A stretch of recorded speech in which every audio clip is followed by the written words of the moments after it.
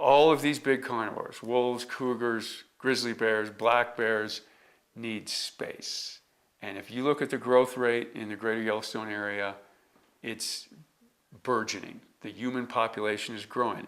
And someone puts in a 10-acre ranchette someplace, and by golly, that's their right. Private land, they bought it, they built their place, they put in a horse pasture, and a cougar kills their colt.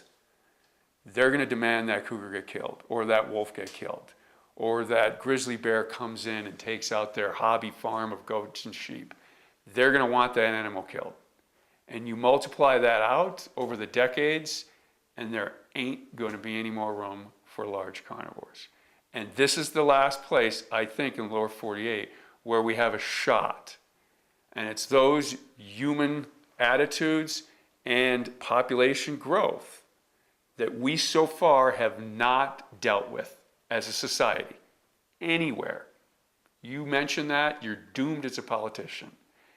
And large carnivore recovery is wrapped up into that. And I'm hung up on it a little bit because the frontier for large carnivore recovery is on human-dominated landscapes. We can't have large carnivores unless we figure out a way to live with them. And that's probably true. But I work for Yellowstone National Park, and I look and I see what's going on there, and I say, what about protected areas? Places that we set aside and say no to the 10-acre ranchette. We deal with the boundary issues that Bob Barbee so eloquently brought up. But dealing with those boundary issues gives us hope for what's in the park at least.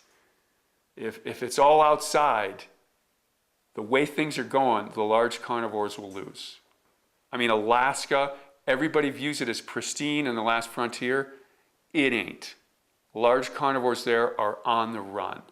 The only place they got is the parks. That's it. And they're chipping away at the boundaries of the parks. So that's the resolution, I think. We won. We control the world. Living with them, I hope, works. But the parks are going to be where they're saved. And that's the resolution.